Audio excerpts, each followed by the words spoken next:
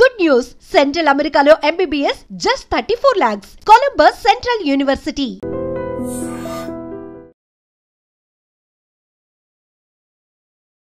నమస్కారం, welcome to I dream. ధర్మ మార్గం విత్ విజిత కార్యక్రమానికి స్వాగతం.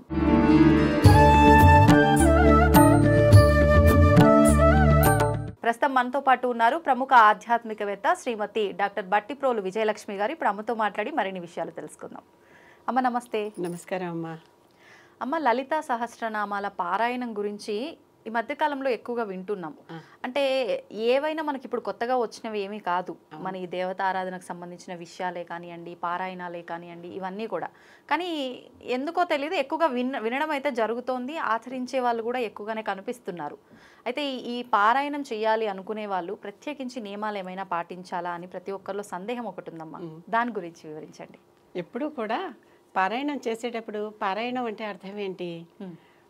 పరానికి ఆయనం, దక్షిణాయనం ఉత్తరాయణం అంటే దక్షిణం వైపుకి కదులుతున్నాడు ఇక్కడి నుంచి దేవుడు అని చెప్పుకోవటం, అలాగే ఉత్తరం వైపుకి కదులుతున్నాడని. ఆ సమయాల్లో మనం ఆలయానికి వెళ్ళి ప్రత్యేకంగా ఉత్తర ద్వార దర్శనం అని ఇలా చేస్తున్నాం కదా. ఇది పరం అంటే ఇది ఇహం, పరానికి ప్రయాణం చేస్తున్నాం. అంటే వేరే లోకమనా? వేరే లోకానికి ఇది అసలు మొదలు పెడుతున్నాం. లోకానికి వెళ్ళిపో, ఆ లోకానికి మనకి వెళ్ళే అర్హత ఉందో లేదో తెలియదు, కానీ మనం వెళ్ళటం మొదలు పెట్టాలి కదా. అవును, వెళ్ళటం అయితే మొదలు పెట్టాలి కదా. ఎక్కడికో వెళ్ళాలనుకుంటున్నాం, అసలు ముందర ఇంట్లో చెట్టు కదలాలి కదా. కనుక అది ఆ అమ్మవారి నామాలలో ఒక చోట నామపారాయణ ప్రీత అని ఒక నామం ఉంది. అమ్మవారి నామాన్ని పారాయణం చేస్తుంటే ఆవిడ చాలా ప్రీతి చెందుతుందిట, ఆవిడకి ఇష్టంట. మరి దేవతకి ఇష్టమైంది చేస్తే మనకు తొందరగా కరుణిస్తుంది కదా. కనుక నామపారాయణ ప్రీత కనుక ఆవిడ నామాన్ని పారాయణం చేస్తూ ఉంటే ఆవిడ చాలా ఇష్టపడుతుంది, ముచ్చట పడుతుంది. వీళ్ళు కదా నా భక్తులు నా నామాలు పారాయణ చేస్తున్నారు అని. కనుక ఈ పారాయణ చేసే వాళ్ళందరూ అమ్మవారిని మనసులో పెట్టుకుని భక్తి శ్రద్ధలతో పారాయణం చేయటం. చాలామంది ఉచ్చారణ దోషాలు ఉంటే ప్రమాదాలు జరిగిపోతాయి అనేటటువంటిది ఒక భయం పెడుతున్నారు. నేను పెట్టను. కారణం, మనం అందరం మొదటి నుంచి అన్నీ అలాగే స్వచ్ఛంగా మాట్లాడుకుంటూనే అక్షరాలన్నీ పలుకుతూనే మొదలుపెట్టామా? లేదు కదా. చిన్నప్పుడు కొంచెం చిన్న చిన్న మాటలు, నంగి మాటలు మాట్లాడుకుంటూ వచ్చామా? అంతే. పిల్లలు చిన్న చిన్నగా ముద్దుగా మాట్లాడుతూ ఉంటారు. వాళ్ళకి ఆ పదాలు స్పష్టంగా లేకపోయినా తల్లికి అర్థం అవుతుంది. అవునవును. ఇక్కడ కూడా మళ్ళీ తల్లి కూతుళ్ళు, తల్లి కొడుకుల సంబంధమే కదా ఇది కూడా. కనుక ఆవిడకి అర్థమవుతుంది మనం ఏం చెప్పాలనుకున్నాము. కానీ ఒక తప్పుని పదే పదే చేయకూడదు. తల్లి కూడా మన 2 సార్లు తప్పు చేశాక 3ఓసారి తప్పు ఇలా చేయకూడదు అని చెప్తుంది కదా ఇంట్లో. కనుక తప్పులు చేస్తే తప్పు లేదు, ఆ తప్పుని కంటిన్యూ చేస్తే తప్పు. అర్థమవుతుంది కదా మీకు. మనం చేస్తున్న పొరపాటు ఏంటి దీంట్లో అనేది మనం తెలుసుకోవటం. ఎలా తెలుసుకుంటాం? పుస్తకాలు చూస్తే అక్షరాలు సరిగ్గానే ఉంటాయి, అవి చూసుకొని చదువుకోవచ్చు. లేదా ఎవరైనా చక్కగా పారాయణ చేసేవారిని చూసి విని వారు ఎలా పారాయణ చేశారు. నేనైతే నా ఛానల్లో పెట్టుకున్నాను. నా విజయలక్ష్మి బట్టిప్రోలు ఛానల్లో చక్కగా 45 నిమిషాలు 43 నిమిషాలు వచ్చింది. చక్కగా ఏ నామాన్ని ఎక్కడ స్ట్రెస్ చేయాలి, ఎక్కడ ఒత్తు పలకాలి, ఎక్కడ ఒత్తు పలకక్కర్లేదు, ఎక్కడ దీర్ఘం ఇవ్వాలి, ఎక్కడ గ్యాప్ ఇవ్వాలి, చదువు అలా చూస్తే అన్ని నిమిషాలు పడుతుంది. నిజంగా అలానే పలకాలంటారా అమ్మ? అంటే కొంతమందికి ఎక్కడ డౌన్ చేయాలి, ఎక్కడ ఒత్తి పలకాలి అవన్నీ కరెక్ట్ గా తెలియవు కదా. దాన్ని తప్పులు లేకుండా నార్మల్ గా అలా వెళ్ళి చదువుకోవచ్చు. కానీ మీరు హడావిడిగా చదివేస్తే, ఇప్పుడు ఇదే స్తోత్రాన్ని 15 నిమిషాల్లో కూడా చదివేవాళ్ళు ఉంటారు. అవునవును. అలా గబగబా చదివేస్తే అమ్మవారికి తన నామముని ప్రీతి చెంది కాసేపు ముచ్చటపడి ఆనందపడే సమయం ఎక్కడ ఇస్తున్నారు? ఓ లడ్డు పెట్టారు, చాలా తిన్నారు. ఆ లడ్డు తర్వాత వెంటనే ఇంకో జాంగ్రీ పెట్టారు. ఈ లడ్డు రుచి ఇంకా మీరు ఆస్వాదిస్తూ ఉండగానే ఇంకోటి పెడుతున్నారు నోట్లో, పోనీ చెవిలో. అంతే కదా. కనుక అందుకని అంటున్నా నేను, మీరు ఎందుకని చేస్తున్నారు పారాయణ? ఆవిడ తృప్తి కోసం, ఆవిడ ప్రీతి కోసమే కదా. అవునవును. ఆవిడ వరాల కోసమే కదా. ఆ వరాల కోసం మీరు చేస్తున్నప్పుడు మరి కొంచెం గ్యాప్ ఇస్తూ ఉంటే బాగుంటుంది కదా. ఒకటే పాఠం గడగడ అది అలాంటి పాఠాలు మనకు ఉన్నాయి. దండకాలు అంటాం వాటిని. అవునవును. దండకాలు ఎక్కడ గ్యాప్ లేకుండా చేస్తాం. అవునవును. అవునా? అవి ఉన్నాయి. కానీ ఇక్కడ మనం పారాయణ చేస్తున్నాం, స్తుతిస్తున్నాం. అమ్మవారి స్తోత్రం కదా. స్తుతిస్తున్నాం అంటే ఆవిడ పొగుడుతున్నాం. అమ్మ నువ్వు అంత దానివి, ఇంత దానివి, ఇగో నీకు ఈ లక్షణాలు ఉన్నాయి, ఇంత గొప్పదానివి. ఆ స్తుతిచ్చేటప్పుడు కొంచెం ఆవిడ ఆనందపడద్దు. దైత్యశమని అన్నాం అంటే దైత్యులందరినీ శమింపజేసిన తల్లి అని. అంటే నేను కదా ఫలానా దైత్యుడిని అప్పుడు చేశాను, ఇప్పుడు చంపాను, అప్పుడు చేశాను, వీళ్ళందరినీ ఆ దైత్యుల నుంచి రక్షించాను. ఆవిడకే గుర్తు చేస్తున్నాం ఒక రకంగా. అంతే కదా చేస్తున్నాం. ఆవిడ పాపం ఎక్కడ ఇవన్నీ అందించుకుంటుంది, చేసేస్తుంది, అయిపోతుంది అంతే. అక్కడ వాళ్ళని చేసావు కదా, ఇక్కడ నా వెనకాల కూడా ఎవడో దైత్యుడు ఉన్నాడు, వీడి నుంచి నన్ను కాపాడు తల్లి అని కదా ఏదో చేస్తున్నావు. అంతే అంతే. అవును. అవునా? దైత్యుడు కాకపోతే ఇంకోటి, అక్కడ వాళ్ళ అవసరం తీర్చావు, ఇక్కడ నా అవసరం తీర్చు, అంతే కదా చూస్తున్నావు. అంతే. మహాలక్ష్మి అంటున్నాం ఆవిడ. అక్కడ ఆయనకి ఎవరికో డబ్బు ఇచ్చావు కదా, నాకు కూడా కొంచెం అనుకునే కదా చేస్తున్నావు. లేకపోతే వాళ్ళు ఎవరికో సంతానం ఇచ్చావు కదా, నాకు కూడా సంతానం ఇయ్యి అనే కదా చేస్తున్నావు. కానీ ప్రతిదీ ఒక భావం ఏదో మనసులో ఉంటుంది, కానీ ఆ భావం మనం ఆస్వాదించకుండానే గబగబా చదివేస్తున్నాం. కనుక నియమాలు అంటే, నేను చెప్పే నియమాలు భక్తి, శ్రద్ధ, అమ్మవారి మీద గురితో పాటు కాస్త నిదానంగా చెప్పండి. ఆవిడ వెనకాల పడి తరుగుతున్నట్టు చదవకండి. అర్థమైంది కదా? కొంతమంది చాలా చదివేటప్పుడే శ్రవణపేయంగా ఉంటుంది, అంటే చక్కగా వినసొంపుగా ఉంటుంది. కొంతమంది చదువుతుంటే ఏదో డబ్బడబా రాళ్ళు దొర్లి ఏం చేస్తాం, వాళ్ళ కంఠం అలాంటిది, తప్పు పట్టటల్లా నేను. కానీ వాళ్ళిద్దరికి ఫ్రీక్వెన్సీ కుదిరినంతసేపు ఏమీ ప్రాబ్లం లేదు. అంతే అంతే. ఎవరికి? భగవంతుడికి భాగవతుడికి మధ్యలో ఫ్రీక్వెన్సీ కుదిరినంతసేపు ప్రాబ్లం లేదు, కుదరకపోతే మాత్రం సమస్యలు వస్తాయి. అలాంటివి ప్రమాదాలు నేను అంటున్నవి. అంతేకాని మామూలుగా ఎప్పుడు ఒక ఉచ్చారణ దోషం వచ్చినందువల్ల తప్పు రాదు. ఒకటి కాదు 10. ఇవాళ చదివాను, నేను మొట్టమొదటిసారి చదివాను, 100 తప్పులు వచ్చాయి. రేపటికి ఆ 100ని నేను 90కో ఎంతకో తగ్గించగలగాలి. అంతే కదా. ఇంకో రోజుకి ఇంకొంచెం తగ్గించాలి. మొత్తం మీద ఏదో ఒక టైంలో మొత్తం నేను తప్పులు లేకుండా చదవగలగాలి. మా ఎడ్యుకేషన్లో ఒక మాట చెప్తాం, anyone can learn anything provided you give sufficient time to them. మరి స్లో లెర్నర్స్ ఉంటారు. అవునవును.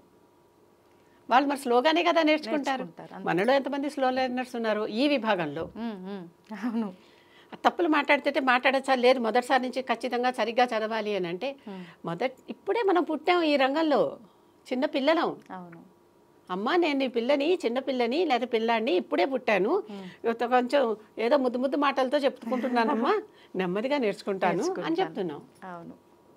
కానీ ఆ తప్పును తప్పు అని గ్రహించకపోతే మాత్రం ఇది తప్పుని కంటిన్యూ చేయాలి. ఎవ్రీ టైం నేను తప్పు చేస్తూనే ఉంటానంటే దానికి శిక్ష ఉంటుంది. అవునవును. తప్పులు చెయ్యండి, కానీ తప్పులు కంటిన్యూ కానివ్వండి. చెయ్యండి అంటే కావాలని చేయటం కాదు, అది కూడా అది జరిగితే. కొన్నిసార్లు వింటున్నప్పుడు సేమ్ అక్కడ మ్యాటర్ మనకు డిస్ప్లే అవుతూ ఉంటుంది.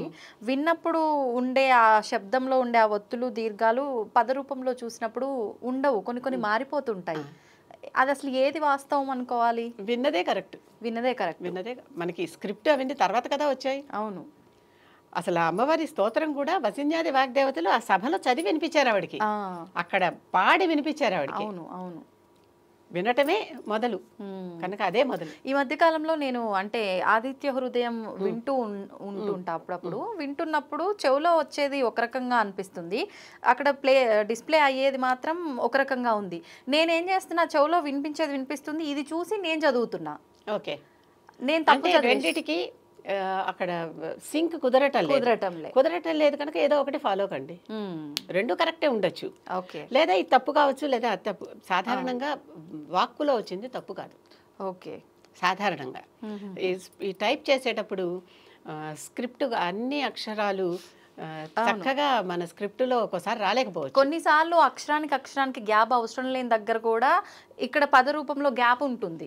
అప్పుడు మనం విడదీసి చదువుతాం. అవును, గ్యాప్ ఉండకూడదు, కొన్నిసార్లు ఉండాలి. కొన్నిసార్లు దైత్య శమని, ఇందాకే ఒక నామం అనుకున్నాం. దైత్య అంటే రాక్షస అని అర్థం, శమని శమింపజేసేదానా అని అర్థం. దైత్య శమని కలిపి చదవాలి, అక్కడ గ్యాప్ ఉండకూడదు. ఇప్పుడు మళ్ళీ మనం విడదీయటం వల్ల దైత్య పక్కన ఇంకో ఆ లెటర్ యాడ్ అవుతుంది. అవును అవును, అట్లా మారిపోతున్నాం కదా మన సౌకర్యం కోసం. అవును కదా, అదొక సింక్ లో పోవటం కోసం, ఒక రాగంలో పోవటం కోసం. అంటే అనుష్టుప్ ఛందస్సులో చదవమని ముందరే ఉన్నది. మొట్టమొదట్లోనే ఇది అనుష్టుప్ ఛందస్సులో చదవాలి అని ఉంది కనుక ఆ ఛందస్సులో చదివిందే కరెక్ట్. Okay okay. ఛందస్ అంటే స్కేల్, ఆ స్కేల్లో చదివిందే కరెక్ట్. ఓకే, ఆల్రెడీ ఆ స్కేల్లోనే చదివి అందరూ పెట్టారు. అవును అవును, చాలా మంది. అవును. ఇప్పుడు అంటే మీరు చెప్పిన ప్రకారంగా తప్పులు లేకుండా చదవగలిగితే ఇంకా నియమాలే అవసరం లేదని. కానీ చాలామంది ఇప్పుడు ఎంతో మందితో ఈ టాపిక్స్ మాట్లాడుతున్నప్పుడు చాలామంది ఏమని కామెంట్ చేస్తారంటే, అమ్మ నేను ఈరోజు తలస్నానం చేయలేదు, మరి నేను ఈరోజు చదువుకోవచ్చా? లేదు మాంసాహారం తినే వాళ్ళే ఉన్నారు, నిన్న నాన్ వెజ్ ఏదో తిన్నారు, ఈ రోజు మరి అది నేను తలస్నానం చేయకుండా చదవచ్చా? లేదు నేను చదవాలంటే నేను ఆఫీస్కి వెళ్ళే దారిలో నేను ఏ బస్లోనో ఏ కార్లోనో మెట్రోలో కూర్చొని కూడా చదవటం వినటం చేయొచ్చా? పూజా మందిరంలోనే కూర్చొని చదవాలా? ఇలా కూడా చాలా మందికి డౌట్స్ ఉన్నాయమ్మా. ఒకసారి ఒక మాట చెప్తా, మనస్సు ప్రధానం. మనస్సులో క్లియర్గా ఉన్నంతసేపు, క్లీన్గా ఉన్నంతసేపు ఎక్కడ కూర్చుని ఏం చేసినా తప్పలేదు. ఓకే, ఎక్కడ కూర్చుని ఏం చేసినా. ఏదైనా బాత్రూమ్కి వెళ్తున్నారు, గుమ్మం కొట్టుకుంది, వెంటనే రామా అనుకోరా? అనుకుంటారు. మరి బాత్రూమ్ కదా అనుకోవద్దు కదా అంటే మనసులోంచి ఆటోమేటిక్గా వచ్చేసింది అది, వెంటనే ఆ మాట అనేసుకున్నాం. అవును, అవునా? దెబ్బ తగిలితే అమ్మా అంటున్నాం. ఇక్కడ మన అమ్మ, ఇంట్లో అమ్మ, ఇక్కడ ఒకసారి మన దగ్గర అమ్మ ఉండదు. ఉండదు. పెద్దవాళ్ళం అయిపోయినప్పుడు నేను అమ్మ అంటే మా అమ్మ నా పక్కన లేదు. అవును, అయినా అమ్మ అంటే మనకు అలవాటైపోయింది. అబ్బా అంటాం, తండ్రి అంటే ఏంటి? వీళ్ళు లేరు, పై వాళ్ళనే మనం దేవతలనే మన తల్లిదండ్రులుగా భావించి, ఎందుకంటే వాళ్ళు జగత్పితరులు అనుకున్నాం కదా, కనుక ఈ సందర్భంగా చేయొచ్చు, ఈ సందర్భంగా చేయకూడదు అనేది నేను నమ్మను. నేను దాన్ని ప్రచారం చెయ్యను. ఎప్పుడైనా నిరంతరం చేసుకోవచ్చు. స్నానం చేసే ముందరైనా, స్నానం చేసిన తర్వాతైనా. స్నానం బాహ్యశుద్ధి. కరెక్ట్, అంతే కదా? అంతే. హిమాలయాల్లో తపస్సు చేసుకుంటున్నారమ్మా వాళ్ళు, రోజు స్నానాలు చేస్తున్నారా? ఎప్పటి వరకు కూర్చుంటారో కూడా తెలియదు కదా. మరి వాళ్ళు బాహ్యశుద్ధి అంతే. అవన్నీ వాళ్ళ లోపలే వాళ్ళు పూర్తిగా శుద్ధి అయిపోయాక అక్కడ కూర్చున్నారు. ఆత్మశుచిగా ఉండాలంటారా? ఆత్మశుద్ధి లేని ఆచారం అది ఎలా? భాండశుద్ధి లేని పాకమేలా? చిత్తశుద్ధి లేని శివ పూజ లేలరా? విశ్వదాభిరామ వినురవేమ అని వేమన ముక్కు గుద్ది చెప్పాడు. అవునా? అంతే. లోపల ఉండాలి శుద్ధి. ఆ లోపల శుద్ధి ఉన్నంత, ఎవరికైతే లోపల శుద్ధి ఉండకుండా, అంటే ఇంకా లోపల అంత పరిచయం కానప్పుడు, అలాంటప్పుడు కొంచెం వాళ్ళు జాగ్రత్తగా ఉంటే మంచిది. కనీసం బాహ్య శుద్ధి అయినా అని. అంతే అంతే. భాండ శుద్ధి లేని పాకమేలకు. గిన్నె కడకుండా లోపల ఎంత ఉండి ఏం ప్రయోజనం? గిన్నె కదా శుభ్రంగా ఉండాలి కదా. కనుక మనం పాత్ర శుద్ధిగా ఉంటే చక్కగా మిగిలినవన్నీ అన్నీ వస్తాయి. అలా మనం మొట్టమొదట్లోనే ఒక్కసారి ఆ స్టెప్కి ఎదగలేం కదా. కనుక నెమ్మదిగా బయట నుంచి శుద్ధి చేసుకుంటూ వచ్చి లోపల శుద్ధి చేసుకుని తర్వాత ఇంకా సమస్య లేదు. ఇప్పుడైతే ఏది మొదలు ఏదంతా అన్నానా కాలచక్రం దగ్గర, అలాగే ఇక్కడ కూడా ఏది కాదు ఏది అవును. కనుక అటువంటి భయాలు పెట్టుకోవాల్సిన అవసరం లేదు. ఎప్పుడూ శుద్ధే. ఇంకొకటి ఆహారం గురించి అడిగారు. అవును. కనుక స్నానం చేసామా లేదా అనేది కాదు, లోపల ఎప్పుడు నిరంతరం నామం జరుగుతుంటే అది ఎప్పుడు ఆగింది? జరుగుతూనే ఉంటుంది. అయిపోయింది కదా. అంతే. నువ్వు స్నానం చేసావా లేదా, అన్నం తిన్నావా లేదా సమస్య లేదు. ఈ ఆహారం దగ్గర, ఆహారం ఎప్పుడు సత్వ రజస్తమో గుణాలకి మనకు ఆధారం అదే. మనం తినే ఆహారమే మన గుణాలుగా ప్రతిఫలిస్తూ ఉంటాయి మన ప్రవర్తనలో. ఒక్కొక్కసారి రజోగుణ ప్రధానమైన ఆహారం తినాల్సి వస్తుంది. మరి క్షత్రియుడు కత్తి పట్టుకుని యుద్ధం చేసి అవతల వాళ్ళని చంపాలంటే రజోగుణం లేకపోతే ఎలా చంపుతాడు? అంతే కదా. కదా. కనుక తప్పనిసరిగా 3 గుణాలు ఉండాల్సిందే. అందుకే వీళ్ళని త్రిమూర్తులకు 3 పెట్టారు. ఒక గుణానికి ఒక్కొక్క ప్రధాన దేవతగా పెట్టుకుంటూ, ఎందుకని ఉండాల్సిందే అందరికీ అన్నీ. ఏ ఒక్కటో ఉంటే చాలదు. కేవలం అంటే వాళ్ళలో కూడా అదొక్కటే ఎక్కువగా ఉంటూ, ఇప్పుడు విష్ణువు సత్వగుణ ప్రధానం అన్నారు, కానీ ఎంతమంది అసురులను చంపాడు? ఆ సమయంలో రజోగుణం రాలా? అవును. ఈ హయగ్రీవుడు అవతారం అప్పుడు ఆయన నిద్రపోతూ ఉంటాడు, ఆ సమయంలో తమగుణం రాలా? అంటే అన్నీ అందరిలో ఉంటాయి, ఒక్కొక్కటి ప్రస్ఫుటంగా కనిపిస్తుంది. అప్పుడు వాళ్ళని ఆ గుణానికి సంబంధించిన వాళ్ళు అంటారు. రామాయణంలో రావణుడు రజోగుణ ప్రధానుడు, కుంభకర్ణుడు తమగుణ ప్రధానుడు, విభీషణుడు సత్వగుణ ప్రధానుడు. ముగ్గురు కలిస్తే ముగ్గురు కైకస్య సంతానమే. అవును, ఆలోచించండి. ఒకే చోట ఉన్న ముగ్గురు కూడా 3 గుణాలు. మనం తిన్న ఆహారమే మన గుణంగా ప్రతిఫలిస్తుంది అని చెప్తారు. కనుక మనం ఆ రోజు ఏం కార్యక్రమాలు చేయాలి, దాన్ని బట్టి మన ఆహారం తింటే, మీరు ఇప్పుడు పూజ చేసుకోవాలనుకుంటున్నారు, అది సాత్విక పూజ. కొన్ని వేరే సాత్విక పూజలు కాని పూజలు కూడా ఉంటాయిగా. అవును అవును. కనుక మీ ఆహారం దాన్ని బట్టి నియంత్రించుకోవాల్సిందే ఎవరికి వాళ్ళు. ఇవాళ నేను ఈ పని చేస్తున్నాను కనుక ఈ ఆహారం తినాలి, అంతే. అది వాళ్ళ సెల్ఫ్ డిస్క్రిప్షన్. ఇది నేను ఇవాళ తినాలా వద్దా, ఇవాళ నేను ఏం పని చేయడానికి వెళ్తున్నాను, దానికి నాకే ఏం కావాలి, ప్లానింగ్ ఉండాలి, అంతే. కనుక ఇది తప్పు అది కాదు అంటే ఎవరో ఒకళ్ళకి అది ఆహారం కదా. అవునవును, అంతే అంతే. మనం ఏది తప్పు పట్టడానికి లేదు, మనకి ఎలా అనిపిస్తే మనం అలా చేసుకోవడం. సృష్టిలో ఆ సందర్భాన్ని బట్టి అది వస్తుంది, కానీ తప్పు అనే మాట తప్పు. అక్కడ ఆ సందర్భాన్ని బట్టి ఆ తప్ప ఉప్ప నిర్ణయించబడుతుంది.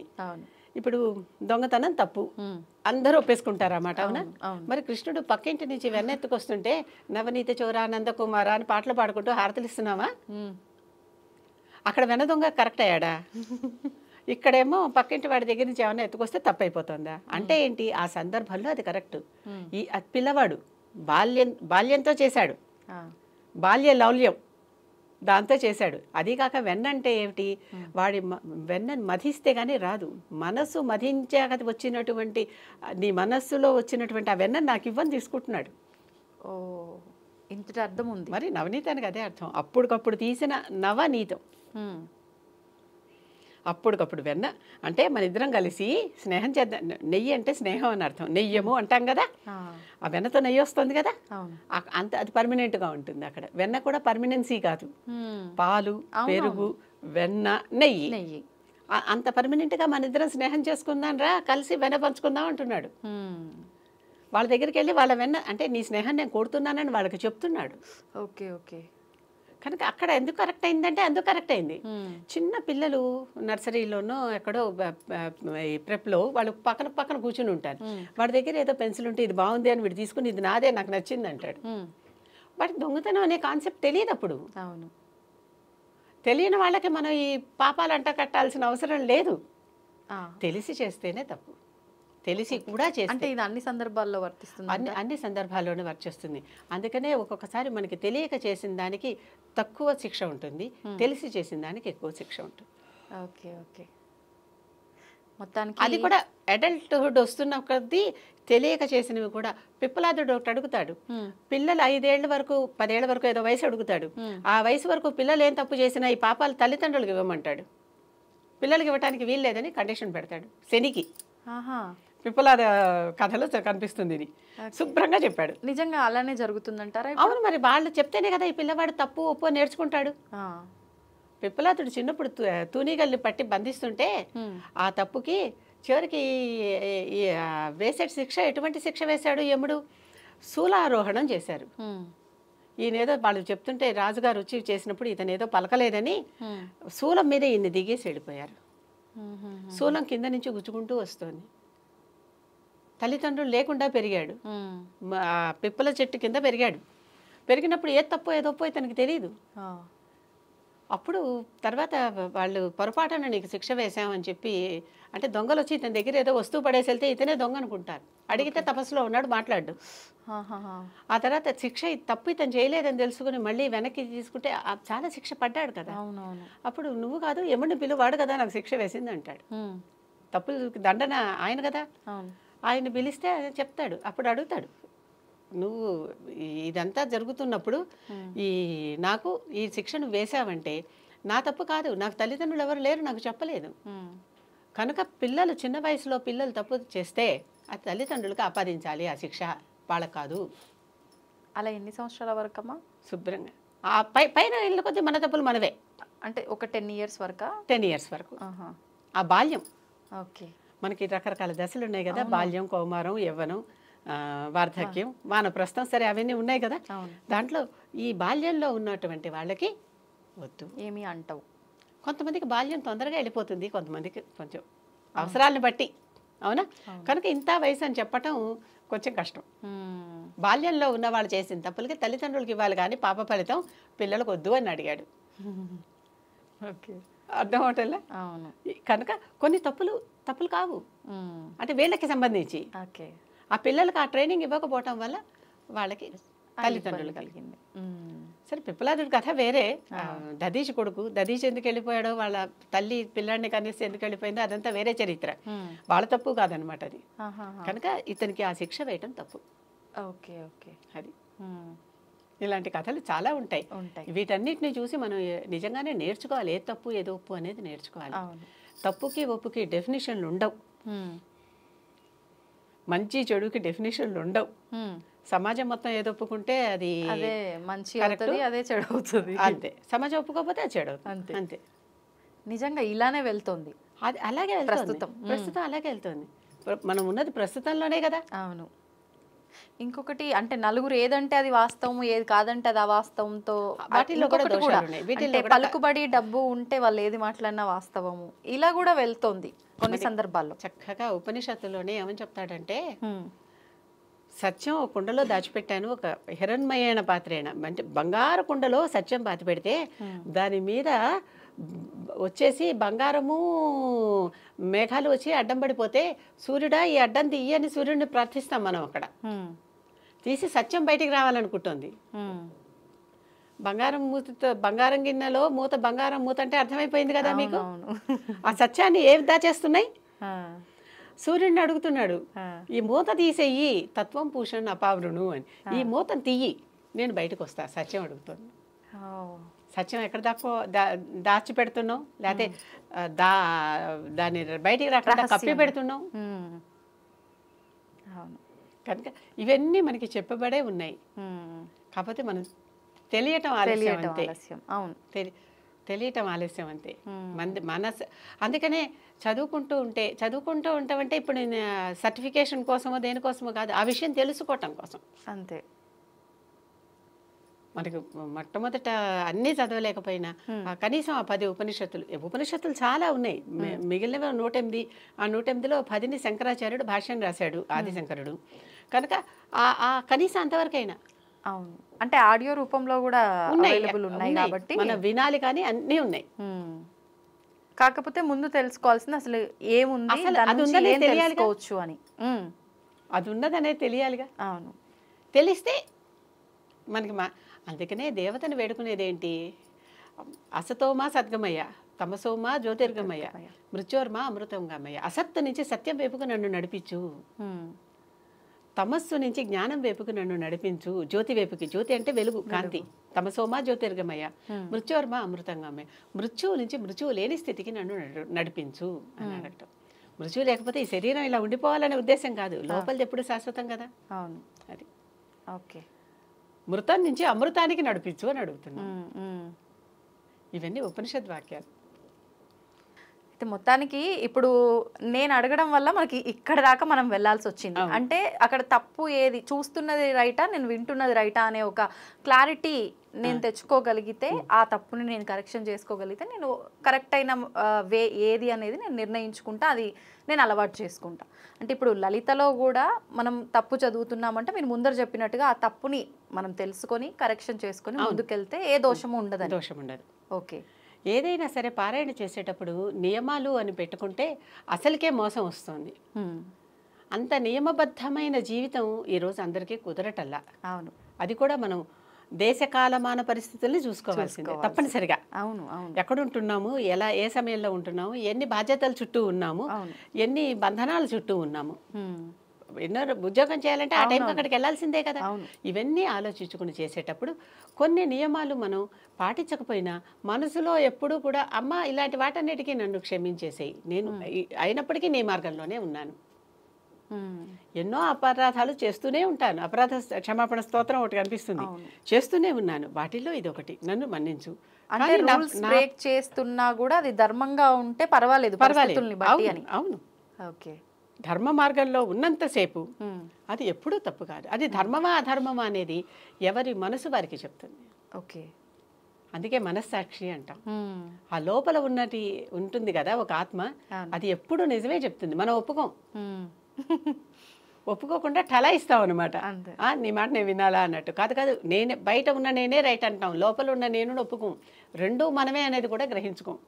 మనమే ఒప్పుకోవట్లేదండి, ఇంకా పక్కన వాళ్ళని ఒప్పుకుంటాం. అంతే కదా. అందుకే కదా రమణ మహర్షి ముందర నిన్ను నువ్వు తెలుసుకో అన్నాడు. నేనేంటో తెలుసుకో. అంతే. ఆ నేను స్వచ్ఛంగా ఉన్నంతసేపు, నేను ధర్మంగా పోతున్నంతసేపు, నేను ఎప్పుడు భక్తి శ్రద్ధలతో ఉన్నంతసేపు, ఆ మనస్సు అనేది మానస సరోవరం క్లీన్గా ఉన్నంతసేపు ఏవి చేసినా దోషం లేదు.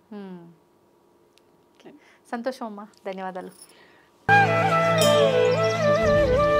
తవ్వండి, తవ్వుతూనే శివలింగం సరే దాన్ని అట్లా కప్పేసేయండి, చూపించదండి. మూర్తి పూజ కాదు, సాక్షాత్ బ్రజేంద్ర నందన భగవాన్ ఉన్నారు మూర్తిలో. ఏమీ ఆశించకుండా ఆరాధించే వాళ్ళు కూడా ఉన్నారా ప్రభుజీ? నిజమైన భక్తి అంటే మనకు తెలియదు కాబట్టి